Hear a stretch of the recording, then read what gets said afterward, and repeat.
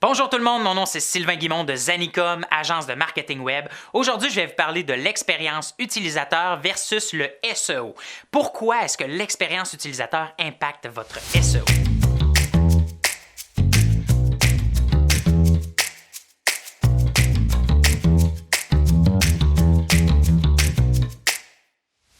Je suis un petit peu gêné de dire que quand on a commencé à faire du SEO, on s'attardait vraiment aux mots-clés. Vraiment seulement les mots-clés, le positionnement et ces choses-là. Puis une chance que les choses ont changé parce que justement, avec les nouveaux algorithmes de Google, on s'attarde vraiment plus à l'expérience utilisateur. En gros, qu'est-ce que c'est l'expérience utilisateur? C'est de se concentrer sur le visiteur. Qu'est-ce que le visiteur va avoir comme impression, comme sentiment lorsqu'il va naviguer sur votre site web, que ce soit avec son téléphone ou avec son ordinateur. Donc, c'est important de bien connaître votre visiteur pour lui proposer une expérience utilisateur qui va convenir à sa personnalité finalement. Il faut se mettre dans la peau de celui qui visite le site. Est-ce que mon site est simple? Est-ce que mon site se navigue bien? Est-ce que mon site est clair? Toutes des choses que justement votre visiteur type va vouloir avoir dans sa navigation. Il faut s'attarder à tous les détails de la navigation.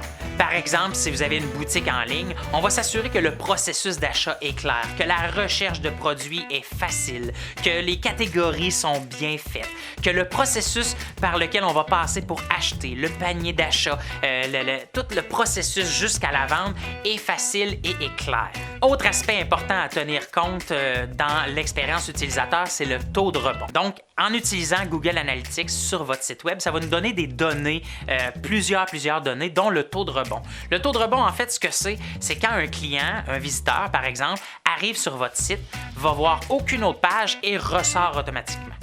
Donc, il y a quelque chose là qui fait en sorte que la personne n'a pas trouvé ce qu'elle cherchait, que son expérience utilisateur n'a pas été intéressante ou que le SEO de votre site, dans le fond, ce que la page décrivait dans les résultats de recherche lorsqu'il arrive sur le site n'est pas nécessairement ce que cette personne-là recherche. Ce qu'on veut, c'est optimiser l'expérience utilisateur pour que la personne ait le goût de naviguer sur le site et d'en savoir plus pour faire diminuer ce taux de rebond-là, justement. Lorsqu'on s'attarde sur le taux de rebond, justement, on veut l'améliorer, on veut se mettre dans la peau de la personne qui est atterrie sur le site. Qu'est-ce qu'elle a eu comme impression? Est-ce que c'était clair? Est-ce que les informations étaient bien disposées? Est-ce que la page était trop chargée? Est-ce que l'information recherchée était vraiment ce que la personne recherchait?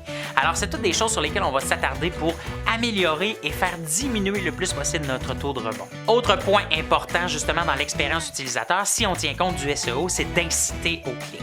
Lorsque les gens font des recherches sur Google, voient votre site apparaître, on veut justement les inciter à cliquer. Quel est le titre qui va être assez accrocheur pour leur permettre de dire « Ah oui, je vais aller visiter ce site-là. Oui, ça répond à mon besoin. » Est-ce que la méta-description, la petite description en dessous, est-ce qu'elle est révélatrice? Est-ce qu'elle est optimale justement pour le contenu que la personne va trouver sur votre page? Fait que c'est de là que le contenu et justement le SEO viennent être très importante dans l'expérience utilisateur sur votre site. Autre point important justement dans l'expérience utilisateur, c'est de s'assurer que la personne va trouver rapidement ce qu'elle cherche. Il faut que l'information soit disposée de façon claire. Moi, je dis toujours, il n'y a jamais trop d'informations sur un site web, mais il faut qu'elle ait une clarté. Il faut que ergonomiquement, ça soit facile de s'y retrouver.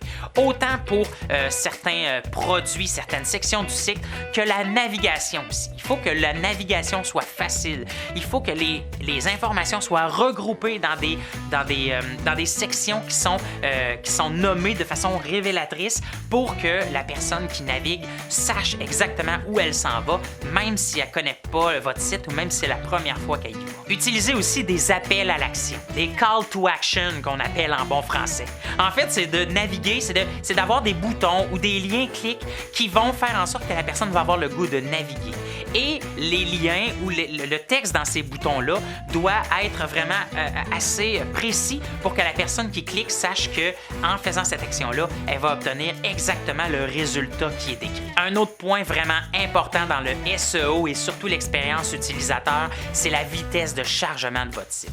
Un site qui prend 20 secondes à charger, c'est beaucoup trop long. Le visiteur va se tanner et il va ressortir. Ça va faire grimper votre taux de rebond et ça va être vraiment mauvais pour votre expérience utilisateur. Donc, pour améliorer le vitesse de chargement, on va optimiser le site, on va réduire la quantité de code, on va compresser les images, on va choisir des serveurs d'hébergement qui sont rapides et qui sont optimaux pour justement améliorer toute cette expérience utilisateur-là. Alors voilà qui est tout pour l'expérience utilisateur. C'est un sujet qui est vraiment passionnant et ça fait partie de l'optimisation très pointue où on va justement pas s'attarder à la base du référencement, mais vraiment quelque chose de beaucoup plus avancé. Et là, c'est là que c'est super intéressant.